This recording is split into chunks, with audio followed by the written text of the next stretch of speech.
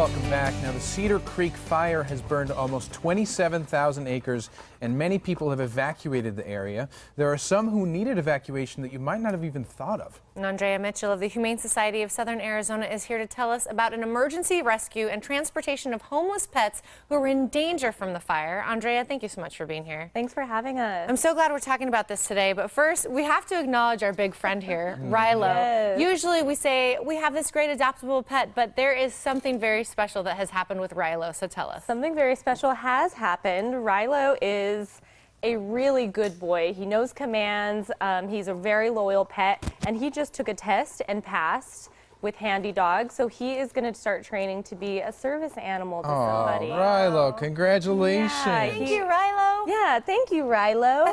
And he wouldn't have been able to do that because he was in a really bad situation. He was in a different shelter, a different Humane Society local that was really in danger because of the Cedar Creek fire. And they had to evacuate their entire shelter to make sure all the pets were able to stay safe and sound and not harmed from the flames. Yes, and so Rilo wasn't the only one, obviously. Rilo was not the only one. Whenever the Humane Society reached out to us, we packed up 3 vans, took 6 employees, and headed over to, well, we thought we would head over to Cedar, Arizona, where the shelter had evacuated all the pets onto a makeshift area. The 4-hour drive took our team about 6.5 to get there because of detours, because a lot of the area is not safe. A lot of people were evacuating. There was a ton of traffic. There was a lot of detours happening. And then we ended up being in Snowflake, Arizona at a football field where they had set up kennels, blankets. Volunteers were there, all helping the shelter pets. And we picked up all the dogs. We picked up 30 out of the 43 dogs who all needed to be rescued, which doesn't seem like a ton to our big shelter, but for that shelter, the pets who they were assuming were going to be into their care from being displaced from the fire, they'll be able to have room to care for them now. Oh, wow. So, again, even though Rilo is not up for adoption, there are plenty other dogs and cats that are. Absolutely. So we were planning on picking up cats and dogs, but when we got there, the cats had already been all taken care of. So we only brought back dogs. And because they're shelter dogs, a lot of them were already spayed, neutered, vaccinated. They all had all their information. And so right now, this week, we're just working on getting them cleared by our vet. And then they're going to find their forever home through us. Wow. And so they settled in pretty well, right? They did. So we were able to take dogs who were already kennel mates, keep them in the same kennels, house them together, and so no one had to leave without their friend. And so I think that that really helps them. Dogs feel very compassionate towards one another, and we didn't want to pull dogs out of kennels with their friends and then put them separate. And so we kept them all together. Everyone's settling really well. Everyone had a nice cozy blanket, warm, like good food. All of our volunteers were so excited to see all the Cedar Creek Fire dogs the next morning. We took them out for walks, and everyone's been giving them so much love, all the love that they deserve, and then they'll be able to find their home pretty soon.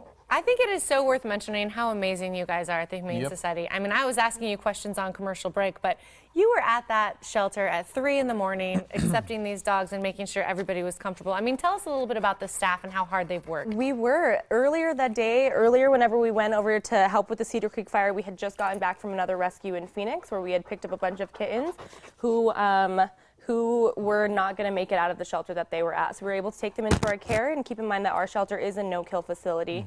We work with rescues. There you go, boy. Oh, yeah, he likes the carpet.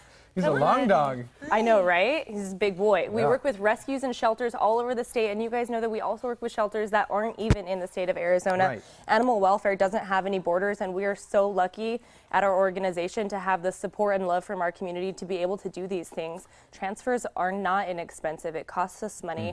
It costs money to even house a dog, bring them in, let alone the 6.5-hour drive to go pick up these pets and make sure they're all healthy and safe. Well, I think it's incredible. It's noble how all of these organizations are working together. They prepared these dogs for you guys to pick them up. You guys got them. You're taking care of them. What are ways that people can help going forward, and are there any events or anything coming up that you can talk about? So it's absolutely amazing. Whenever we realized we were going to start on this rescue, we started a Crowdrise Fund. We raised over $14,000 in the first. Hi, handsome. We raised over $14,000 in 24 hours, which was absolutely amazing.